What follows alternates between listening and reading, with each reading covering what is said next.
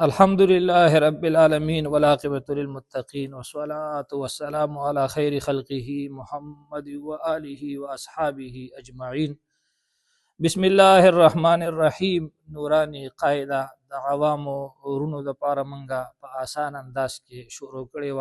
شاید چې څوک اوري او هغه په پوهیږي هم کوشش بدای چې په مختصر انداز کې او په آسانه طریقه باندې تاسو د قاعدې د سبق د زده کې او مخ په وړاندې روان شي. دې لپاره که زموږ درسونه څوک اورېدل غواړي نو زموږ د یوټیوب چینل سبسکرایب کې او د بیل آیکان خامخا دباو کې.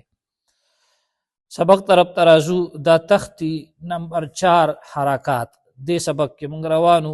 نننې سبق دی قاف زبر قا، قاف زیر قی، قاف پیش قو، قا قی قو،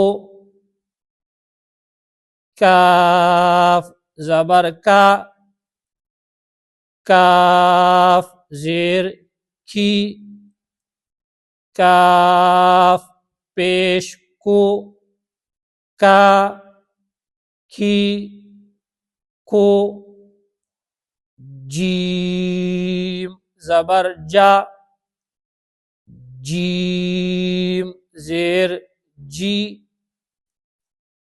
جیم پیش جو، جا جی جو، شین زبر شا، شین زیر شی، شین پیش شو، شا شی شو، یا زبر یا، یا زیر یی، یا پیش یو، یا یی یو. ګوره دا داسې په طریقه باندې دا حروف راوړي دي. لومبي چې کوم دی کوم حروف د خا پورې ذکر شو دا هغه حروف چې ټول د مری نه ادا کیږي. څوک د مری د اول نه، څوک د مری د مینز نه، څوک د مری د آخر نه.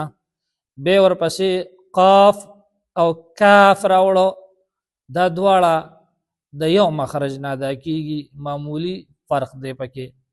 ورپسې بیا جیم شین یا دا حروف راوړو او دا درې واړه د یو مخرج نه ادا کیږي. نو که چا مخارج نی اوریدلی نو هغه زمونږه لومبنی درس واوري نو هغې به انشاءالله په مخارجو باندې پوه شي. وما علینا الا البلاغ المبین.